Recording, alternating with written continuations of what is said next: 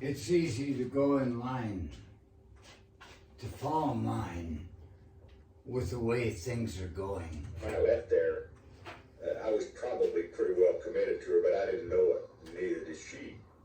He started writing me, sending me all of his money, which I took to mean that... We're talking about 3 different ways you can go. I doubt I'll get to all of them. But here I am. I'm listening to an interview with Chuck Yeager. It was his birthday on February 13th. Nobody ever fucking cares about that, do they? Make a big deal about... Yes, we're going to war. We didn't look at a war as a place. February 14th, but they don't care about him. Listen to him. And it was exciting.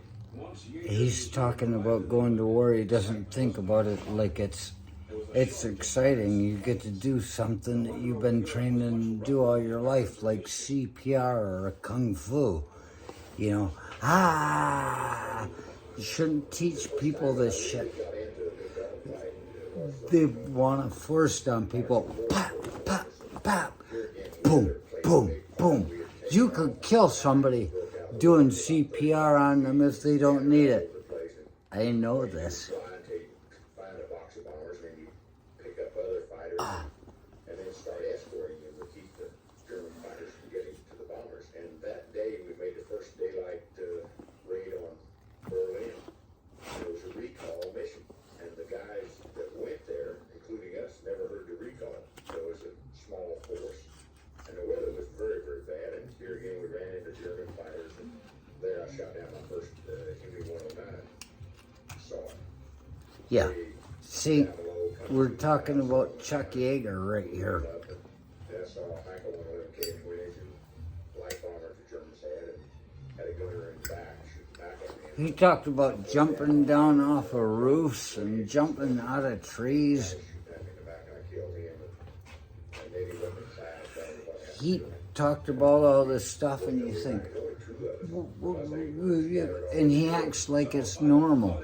He's not afraid of dying. That's what this thing is about. He's not afraid of dying.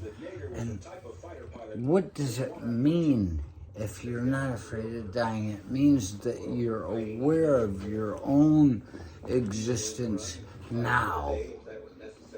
And he's like, I'm not afraid of dying.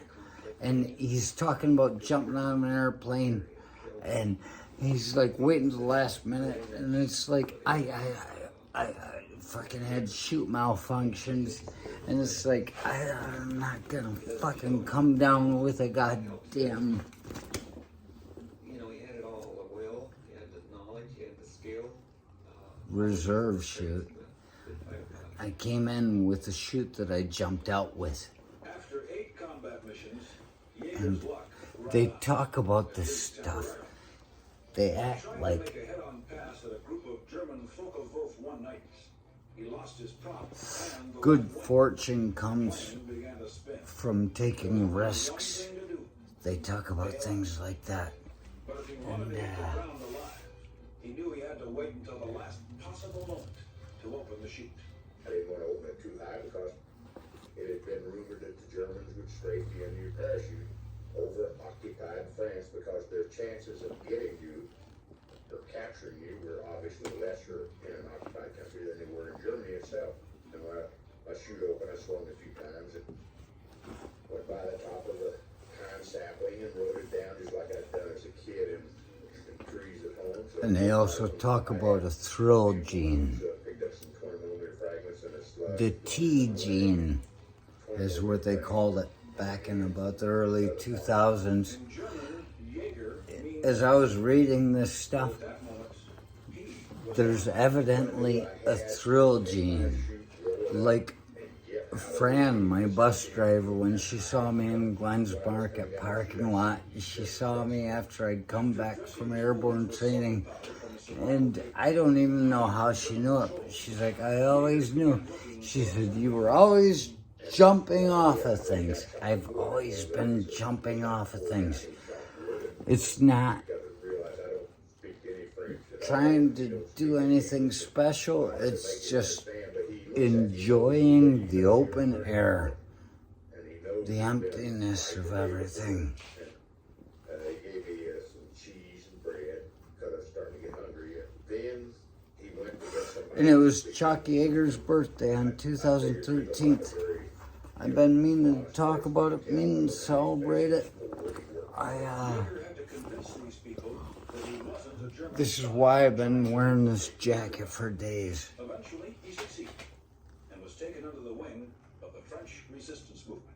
They were all very well armed. They had lots of weapons and ammunition and plastic explosives and fuses. He jumped in and they held him and they took care of him and he just laid around and did nothing. That's the kind of guy I like. This is my happy birthday to Chuck Yeager.